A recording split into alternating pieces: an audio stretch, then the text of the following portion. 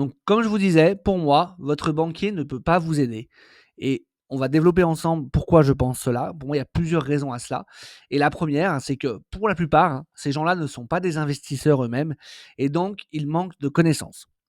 Et si vous voulez, je vous invite à faire le test la prochaine fois que vous avez rendez-vous avec votre conseiller clientèle. Demandez-lui dans quoi est-ce que lui, il investit et vous allez voir que vous risquez potentiellement d'être surpris.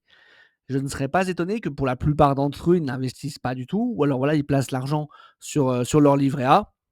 Éventuellement, ils ont une assurance vie maison, de la banque dans laquelle ils travaillent, mais c'est rare qu'ils vont avoir, par exemple, un compte titre, un PEA, où ils vont acheter des actions, des ETF.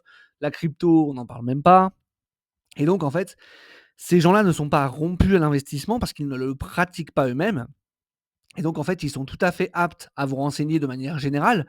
Ils sont tout à fait aptes à vous renseigner sur ce qu'est une assurance vie, la fiscalité en cas de vie, en cas de décès, l'importance de la clause bénéficiaire, sur le PEA, qu'est-ce qu'on peut mettre dedans, qu'est-ce qu'on peut pas y mettre et cetera et donc ils vont vous vendre, par exemple, une assurance vie parce qu'ils vont détecter que c'est votre besoin et vous allez dire: «OK, effectivement, je ça répond à mon besoin et à mes objectifs».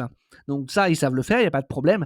Par contre, c'est au moment où on va devoir choisir, où vous allez devoir choisir avec lui les supports que vous allez mettre dans cette assurance vie, que là, les choses se corsent et que là, pour moi, en fait, les banquiers ne sont pas aptes à vous conseiller correctement sur ce qu'il faut mettre à l'intérieur d'une assurance vie. Alors pourquoi? Parce que déjà, bien souvent, ils ont des dizaines, voire des centaines de supports qui sont disponibles.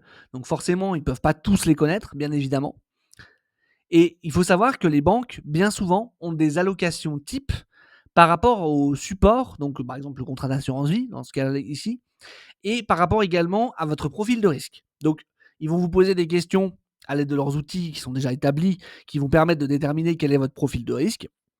Et suite à ça, bien souvent en tout cas, c'est leur outil bancaire qui va donc sortir une allocation type en fonction du profil de risque que vous avez.